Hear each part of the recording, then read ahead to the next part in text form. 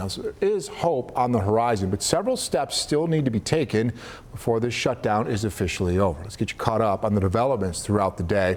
First, the Senate needs to pass its version of the bill that passed during a test vote last night in a rare Sunday session on Capitol Hill.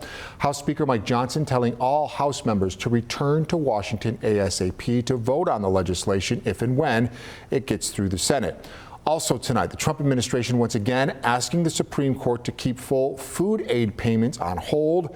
A decision here is expected by tomorrow. Despite the legal back and forth, the Erie County Department of Social Services says New York State began issuing SNAP benefits yesterday and will continue through the 17th, with most SNAP households in Erie County receiving 100% of their authorized benefits. So there continues to be a lot of confusion and uncertainty for the millions of Americans who rely on SNAP, including some 300,000 right here in Western New York. And that's why community leaders met this afternoon to highlight the local response to this ongoing food crisis.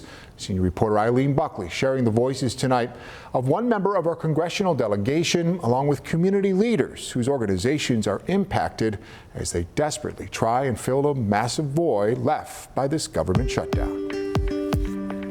This is a moral choice. A choice by the Trump administration built on cruelty. Congressman Jim Kennedy fired up during a news conference Monday at the Resource Council of Western New York on the city's east side.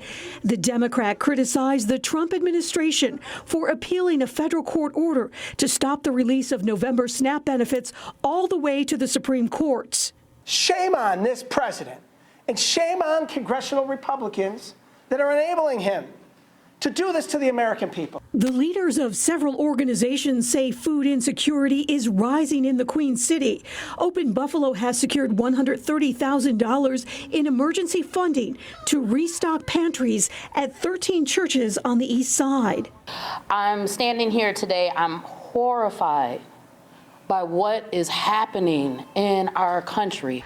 A number of organizations are trying to get food into the hands of city residents, and community members tell me they've witnessed some difficult situations. We know someone that actually was climbing into the dumpster to find food, and that just broke our heart. We just actually had a young boy in our after-school program. We served hot dogs. He rolled up one of the hot dogs and said, "Pastor, can I take one home to my mom?"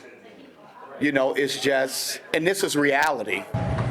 Brandy Hayes with Community Action Organization took me through the food pantry her group operates at the Resource Council.